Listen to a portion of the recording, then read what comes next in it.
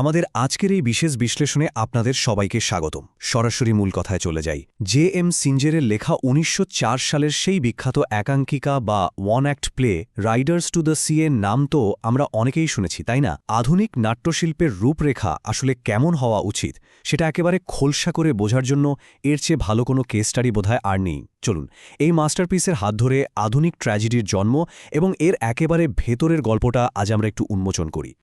শুরুতেই আপনাদের সামনে দারুণ একটা রহস্য তুলে ধরি। একটু ভেবে দেখুন তো কিভাবে একেবারে ফাঁকা একটা মঞ্চে অত্যন্ত সংক্ষিপ্ত একটা মাত্র দৃশ্যে পুরো একটা সম্প্রদায়ের বুকফাটা হাহাকার আর সারা জীবনের পুঞ্জীভূত শোকের ভার এত নিখুঁতভাবে ফুটিয়ে তোলা সম্ভব।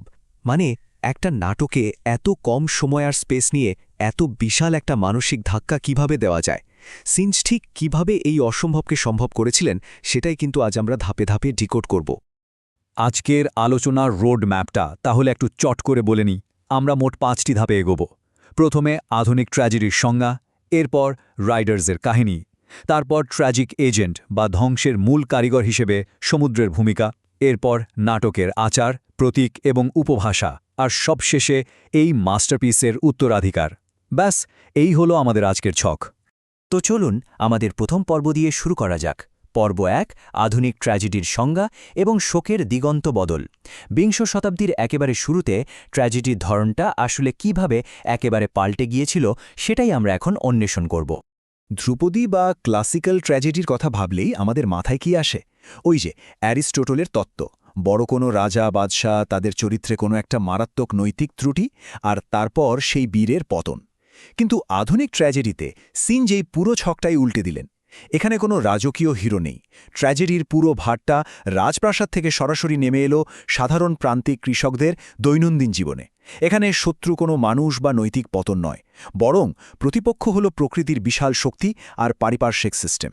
সাধারণ মানুষের দিনের পর দিন টিকে থাকার যে লড়াই আর সবার সম্মিলিত শোক, সেটাই হয়ে উঠল আধুনিক ট্র্যাজেডির মূল উপজীব্য। একটা বিশাল শিফট, তাই না? এই বিষয়টা আরও পরিষ্কারভাবে বুঝতে আমরা গবেষক সজল সরকারের একটা চমৎকার তাত্ত্বিক কাঠামোর কথা বলতে পারি।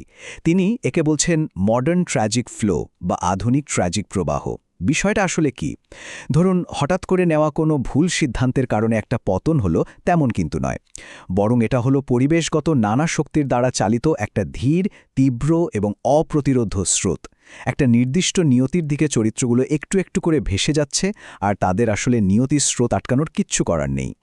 এবার আসি আমাদের দ্বিতীয় পর্বে, রাইডার্সের কাহিনী, ট্র্যাজেডির সংকোচন। খোদ নাটকটির কাহিনী কিভাবে একটা অতি সংকুচিত ফ্রেমে বন্দী, সেটা এবার একটু দেখা যাক। পুরো নাটকের ঘটনা প্রবাহ কিন্তু চোখের পলকে মাত্র একটা দৃশ্যেই ঘটে যায়। খেয়াল করে দেখুন, প্রথমে খবর আসে যে সমুদ্রের নিখোঁজ মাইকেলের পোশাক পাওয়া গেছে। এরপর পরই বার্টলি ঘোড়ার মেলায় যাওয়ার জন্য রওনা দেয়। মা মরিয়া একটা অশুভ ছায়া দেখেন, আর ঠিক তার কিছুক্ষণ পরই বার্টলির ডুবে যাওয়া মৃতদেহ বাড়িতে নিয়ে আসা হয়। এই টান টান দম বন্ধ করা কাঠামোর ভেতরে দীর্ঘ কোনো উপসংহার বা গুছিয়ে শোক করার মতো একটুও সময় দেওয়া হয়নি। আর ঠিক এই কারণেই পুরো ট্র্যাজেডিটাকে একেবারে অনিবার্য আর এড়ানো অসম্ভব বলে মনে হয়। আর এই পুরো ঘটনার একেবারে কেন্দ্রবিন্দুতে আছেন মৌরিয়া, একজন বয়স্ক মা, একজন বিধবা নারী, যিনি একে একে তার স্বামী, শ্বশুর এবং 6 জন ছেলেকে হারিয়েছেন। কিন্তু এখানে সবচেয়ে গুরুত্বপূর্ণ বিষয়টা হল, মৌরিয়া শুধু তার ব্যক্তিগত শোক নিয়ে বসে থাকা কোনো সাধারণ চরিত্র নন। তিনি আসলে রক্ষকহীন, নিঃস্ব হয়ে পড়া পুরো একটা সমাজ ব্যবস্থার জীবন্ত প্রতীক। তার এই বুকফাটা হাহাকার আসলে গোটা সম্প্রদায়েরই সম্মিলিত শোকের একটা বিশাল ক্যানভাস। এবার আমরা ঢুকছি পর্ব 3-এ, ট্র্যাজিক এজেন্ট হিসেবে সমুদ্র, জীবিকা এবং ধ্বংসকারী। প্রাচীন নাটকে যেখানে দেবদেবী বা ভাগ্যমানুষের জীবন নিয়ন্ত্রণ করত, সিঞ্জ সেখানে কিভাবে পরিবেশকে বসিয়ে দিলেন, চলুন সেটাই দেখি। এই নাটকে সমুদ্রের ভূমিকাটা খেয়াল করলে রীতিমতো শিউরে উঠতে হয়। সমুদ্র এখানে নিছক কোনো পেছনের দৃশ্যপট বা ব্যাকড্রপ নয়, এটা রীতিমতো একটা জীবন্ত, শ্বাস-প্রশ্বাস নেওয়া প্রধান খলনায়ক। ধ্রুপদী ট্র্যাজেডিতে আমরা যেমন নৈতিক লজিক বা পাপ-পুণ্যের হিসেব দেখি, এখানে তার বালাই নেই। এখানে পুরোটাই বেঁচে থাকার এক অস্তিত্ববাদী লড়াই। এই সমুদ্র যেমন মানুষকে খাবার দেয়, বাঁচিয়ে রাখে, ঠিক তেমনি কোনো এক খামখেয়ালি মুহূর্তে সে জীবন কেড়েও নেয়। প্রান্তিক কৃষক অর্থনীতির এই চরম নিষ্ঠুর বৈপরীত্যটা একবার ভাবুন। বেঁচে থাকার জন্য এই মানুষদের সবচেয়ে বেশি প্রয়োজন কি? সমুদ্রের মাছ আর বাণিজ্যের পথ কিংবা ঘোড়া। কিন্তু আশ্চর্যের বিষয় হল এই জীবিকার উৎসগুলোই শেষ পর্যন্ত তাদের মৃত্যুর প্রধান হাতিয়ারে পরিণত হয়েছে। সমুদ্র কেড়ে নিয়েছে একের পর এক প্রাণ, আর বার্টলির মৃত্যুর কারণও কিন্তু সেই ঘোড়াই। মানে যা আপনাকে বাঁচিয়ে রাখছে, আক্ষরিক অর্থেই সেটাই আবার আপনাকে ধ্বংস করছে। আমাদের চতুর্থ পর্ব হল আচার, প্রতীক এবং উপভাষা, অনুপস্থিতির বস্তুগত চিহ্ন। সাধারণ জিনিসপত্র আর মুখের ভাষা কিভাবে এই বিমূর্ত শোককে একদম বাস্তব রূপ দেয়, এবার আমরা সেদিকেই তাকাব। শিনজেই নাটকে অ্যারন দ্বীপপুঞ্জের যে ভাষা ব্যবহার করেছেন তাকে বলা হয় হাইবার্নো ইংরেজি। এটা হলো গ্রামীণ আয়ারল্যান্ডের একটা খুব স্বতন্ত্র উপভাষা, যার মধ্যে আইরিশ ভাষার বাক্য গঠন আর নিজস্ব একটা ছন্দ লুকিয়ে আছে।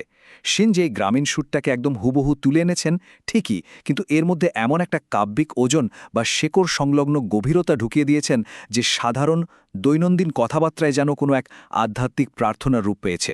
বাস্তবতাবাদ আর সাহিত্যের এমন চমৎকার মিশেল সত্যিই বিরল। মৌরিয়ার এই বিখ্যাত উক্তিটির কথা না বললেই নয়। তারা সবাই এখন চলে গেছে, আর সমুদ্র আমার আর কোনো ক্ষতি করতে পারবে না। লাইনটা শুনলেই বুকের ভেতরটা কেমন যেন খাঁ খাঁ করে ওঠে, তাই না? আইরিশ ঐতিহ্যে এই ধরনের সুর করে বিলাপ করাকে বলা হয় খিনিং। এটা শুধু কান্নাকাটি নয়, বরং চরম একটা যন্ত্রণাকে সামাল দেবার জন্য সম্প্রদায়ের একটা নিজস্ব প্রকাশ্য পদ্ধতি।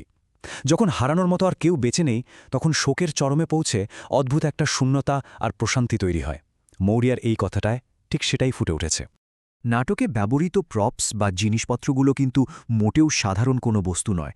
কন্যে মারা থেকে অনেক কষ্ট করে কিনে আনা কফিনের সুন্দর সাদা তক্তা, সমুদ্র থেকে ভেসে আসা একটা ভেজা শার্ট আর মোজা, কিংবা সেই চরকা আর জালগুলো, এগুলো সবই হলো মৃত্যুর এক একটা নীরব সাক্ষী।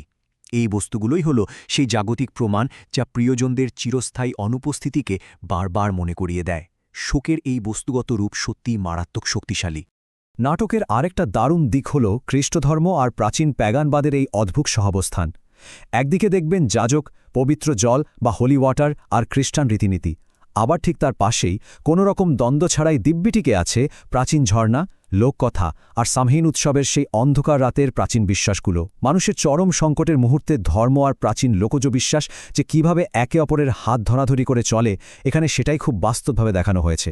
এবার আমাদের একেবারে শেষ পর্ব, পর্ব ৫, একটি মাস্টারপিসের উত্তরাধিকার, অ্যারান দ্বীপপুঞ্জ থেকে বিশ্বমঞ্চে। আয়ারল্যান্ডের একটা ছোট্ট বিচ্ছিন্ন দ্বীপের গল্প কিভাবে সারা বিশ্বের মানুষের গল্প হয়ে উঠল, চলুন শেষ ভাগে সেটাই জেনে নিই। ঐতিহাসিক প্রেক্ষাপটটা যদি একটু নিরপেক্ষভাবে দেখি, তাহলে এই নাটকের সাথে আইরিশ সাহিত্য পুনর্জাগরণ বা আইরিশ লিটারেরি রিভাইভালের একটা গভীর সম্পর্ক পাওয়া যায়। ওই সময়টাতে ঔপনিবেশিক প্রভাবের বাইরে গিয়ে নিজেদের গ্রামীণ জীবন আর শেকড়ের গল্পগুলোকে শিল্পের পর্যায়ে তুলে ধরার একটা বড় আন্দোলন চলছিল। তবে সিনজের সবচেয়ে বড় কৃতিত্ব হল তিনি সরাসরি কোনো রাজনৈতিক স্লোগান দেননি। তিনি শুধু মানুষের রূঢ় জীবন সংগ্রামকে একেবারে খাঁটি আর নিরপেক্ষভাবে শিল্পের ক্যানভাসে এঁকেছেন। নাটকের ভেতরে আবার দুটো প্রজন্মের একটা সূক্ষ্ম দ্বন্দ্ব আছে। খেয়াল করলে দেখবেন মা মরিয়া হলেন একেবারে শেকড় আঁকড়ে থাকা ঐতিহ্যের প্রতীক, যিনি জেলেদের সেই পুরনো জীবনের প্রতিনিধিত্ব করেন। অন্যদিকে তার ছেলে বার্টলি আর মেয়ে নোরা কিন্তু আধুনিকতার দিকে পা বাড়িয়েছে। তারা ঘোড়ার ব্যবসার মাধ্যমে বাইরের দুনিয়ার সাথে যুক্ত হতে চায়। কিন্তু চরম সত্যটা হলো, আপনি ঐতিহ্যের পথেই হাঁটুন বা আধুনিকতার, সেই বিশাল সমুদ্র বা প্রকৃতির নির্মম শক্তির কাছে শেষ পর্যন্ত সবাইকেই মাথা নত করতে হয়। রাইডার্স টু দ্য সিয়ের বৈশ্বিক আবেদন যে ঠিক কতটা বিশাল, এর বিশ্বব্যাপী রূপান্তরগুলোর দিকে একটু তাকালেই বুঝবেন। ফরাসি, ডাচ, চীনা ভাষায় অনুবাদ থেকে শুরু করে একাধিক অপেরা, ফিল্ম, ড্যান্স পারফরম্যান্স আর বর্তমানের বিখ্যাত ড্রুইড সিঞ্চ প্রোডাকশন, সব জায়গাতেই এই নাটক সমানভাবে সমাদৃত। এর কারণ কি জানেন? কারণ মানুষের অসহায়ত্ব আর প্রকৃতির খামখেয়ালিপনার এই গল্পটা শুধু আয়ারল্যান্ডের নয়, এটা পৃথিবীর যে কোনো প্রান্তের, যে কোনো সংস্কৃতির মানুষের চিরন্তন গল্প। তাহলে আজকের এই আলোচনার শীর্ষে আপনাদের জন্য একটা গভীর প্রশ্ন রেখে যাই। একটা নির্দিষ্ট দ্বীপের এত লোকাল একটা গল্পকে জেএম সিঞ্জ কিভাবে এমন একটা সর্বজনীন অস্তিত্বের সংকটে রূপ দিলেন, যা আজও আমাদের নতুন করে ভাবতে বাধ্য করে। এই মাস্টারপিস আমাদের চোখে আঙুল দিয়ে দেখিয়ে দেয় যে সাধারণ মানুষের এই দিনের পর দিন হার না মানার টিকে থাকা লড়াইয়ের ভেতরেও বিশাল একটা মর্যাদা লুকিয়ে আছে। সিঞ্জের এই অসাধারণ কাজগুলো নিয়ে আরও গভীরভাবে ভাবার এবং আবিষ্কার করার আমন্ত্রণ জানিয়ে আমাদের আজকের এই বিশ্লেষণ এখানেই শেষ করছি। ভালো থাকবেন সবাই।